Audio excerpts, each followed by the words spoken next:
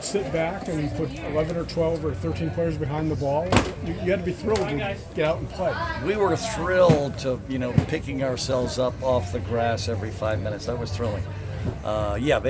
They play an extraordinary press, and we're proud to say that's one of the teams we've influenced, because obviously we like to press as well. So I certainly respect their coach and the way they just battle for each other, and they made it incredibly difficult. But honestly, the margin was the quality of those players that finished. I mean, those were 3 very high-level finishes. Upper corners on 2 of them, lower corner on another one, and I just want to talk about how resilient we defended. So between the back 3 and the goalkeeping, who all did superbly well, Emily Colton basically painted the field. We had her in the 10 at first, but then dropped her to the 6, and she was an energizer bunny, making sure that we were secure. And then when she got possession, she was confident, and she kept the ball for us. So that's a really, really good win for us. Much more to your liking, that sort of style from the opponent, too? Well, yeah, we'd rather they, come out. We certainly respect them, because they would have been impossible to score against if they had their line of confrontation on the mid-stripe. But they created their first goal because they do press. So I give them, in their style, absolutely full credit. One of the more physical games you've Very played physical game. We knew it. It wasn't like we were surprised. We knew what they were going to bring. We want to play those kinds of teams because we don't want to have, I guess, a style to play against that could cause us to get knocked out. And so we've played against, in my opinion, one of the most aggressive teams in America. So there's not going to be another team out there that's going to put us under more pressure than Arkansas. So that was a great test that we passed. So I really appreciated them coming, because they don't have to play us, and most teams won't. So I have huge respect for Kobe and their staff and their kids for coming in here.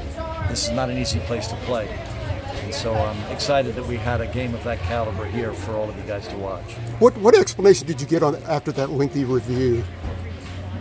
Basically, for video review, they can look at 6 different things. One of the 6 things I think you can look at is to see if there was a deliberate foul.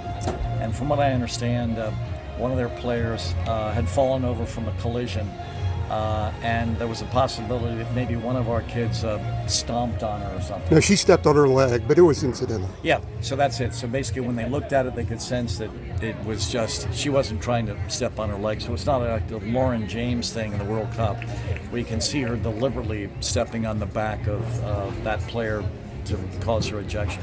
And also, we felt pretty safe because Bellasember, that's not her nature. She's not retaliatory. She's not, doesn't have impulse control issues. So we were pretty confident when I found out which player was involved, because she's just the sweetest kid. And sure enough, the referee verified it wasn't a stomp. It was just, an accidental step on the leg. So that was that. What's Sam Mez's situation? I think she's going to be able to travel with us to South Carolina and play. So I think we'll have her back for the next game. What you don't want to say what she's dealing with? Probably not. I mean, there are all these frigging ridiculous rules I have to follow, and I've learned that I've got to embrace saying, Stanford and Cal and SMU in the league. So the last bloody thing I'm going to do right now is to, say something that. So you didn't play Gardner Webb either, but you didn't play other players that were probably healthy. Could she have played against Gardner Webb? I don't recall, honestly. So now I'm following the classical Republican defense. I can't remember. You know what I'm saying? How's that? So I'm learning from watching our political artists weave and bob through life. And how's Macy? It looked like she had an ice pack on the side of her stomach. Well, I'm just glad she's alive after that game where she's surviving collision after collision after collision. It's a rough game. So yeah, I'm sure she was hit a couple times, and she went up in the air. I mean, she was hit on almost every head ball, and a lot of the Arkansas players are aggressive. They're going to try to play through. So I think collisions is what she was trying to navigate with all the different bruises that she's got. And on that physicality aspect, how do y'all keep form when a team is that Well, that was the challenge. In fact, that's the stuff we reviewed in both video sessions was, were we going to have the composure and technical capability to play quickly and try to keep possession and play our style? Because usually when you play a team that plays that style, the opponent sort of decides, well, we'll play the same style.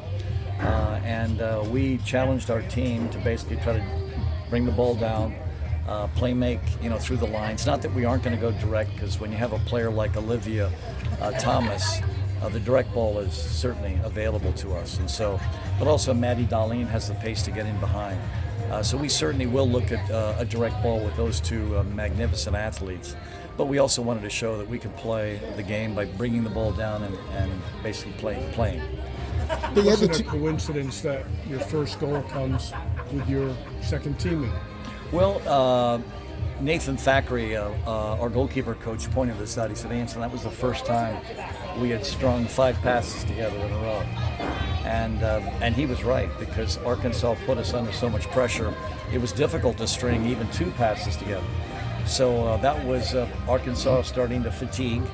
And then our reserves, they can play. So every kid involved in that passing sequence is a quality player. And then what I was incredibly proud of, when Mia Oliara was a 10, 11, 12-year-old, her dad, called me up and said, what should she be doing? I think, soccer's going to be her game in college. And I basically told him she should live on a wall.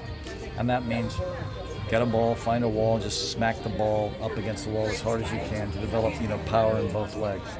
And what Scott did, which I really enjoyed, is he would actually take photographs of the balls with the leather, ripped off them on their way to, ball graveyards. So she would kill ball after ball after ball, and she does. She hits the ball with wonderful pace, and that was basically living on the wall.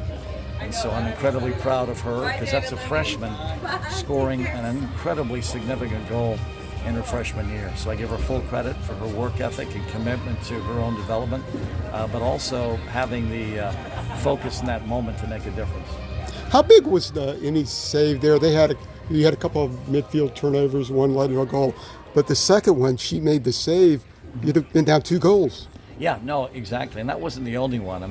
A lot of times she's catching the ball in a crowd, and right after she catches it, she's hitting the ribs by a challenging striker on the other team. And so I give Emmy full credit for her bravery. It's sort of like in football, the receivers that run over the center. That's like a suicide run. If you're, clipped by a linebacker on that run, it's broken ribs. It's just really, really dangerous. And so to watch Emmy under that kind of pressure catch the ball in a crowd, knowing that she's going to get hit, is to her credit. And I thought she played an absolutely magnificent game. Going off of Oliaro, what is it? How does it feel to you to find a player like that in your own backyard? Well, it's just, I feel blessed. But also, her dad's a friend of mine. I used to play inline hockey with him. He's a great athlete. According to the family, the mom is also a great athlete. And so to have these 2 people in our community that, raise their kid to basically play all sports. She played, I think she swam, I think she played basketball, maybe she even played volleyball, maybe lacrosse. She played everything under the sun, which is the way I think we should raise our kids. They should fall in love with sport and then eventually, specialize. And so I think the Oliaros did it the right way. And obviously, I love the kid, and I love the fact that she has won the right to play significant minutes in each half, and already as a freshman, she's impacted. So I give her nothing but full credit. Before the season, after the first preseason game, you said you wondered about how the team would be able to defend out of the 3-2-2-3. And I'm guessing you're pleased with how the formation has worked so far with the defense. Yeah, there's no question. But I also give Arkansas full credit because they created more than one chance. Yeah. And then I certainly credit my goalkeeping, my defenders, my sixes, but also everyone on the field that works hard to defend.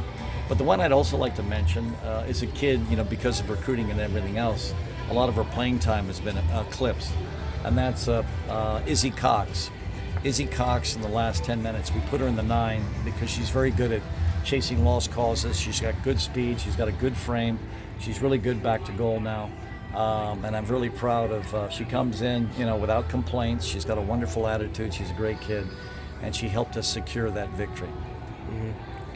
And kind of following up on that, the wings you said the wings were the one weakness of the back line and the formation. What's enabled y'all to really not have that kind of hurt y'all? Well, when you play a 3-back, it's not so much the wings are a weakness. Basically, you can't cover a field that's 75 yards wide with 3 players. And so, to be effective, the 3 defenders are constantly shifting.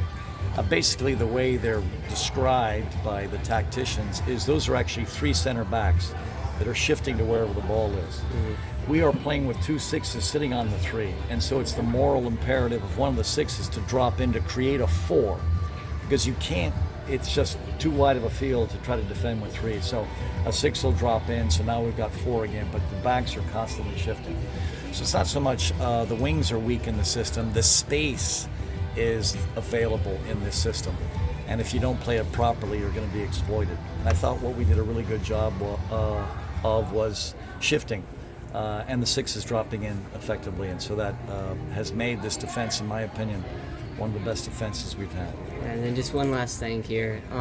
See you, Damon. Good stuff, bro. The 2 goals y'all have allowed this season have been, pretty much off of, awry passes. I mean, how do you, I guess, keep that from happening, going on to the season and make the offense earn it?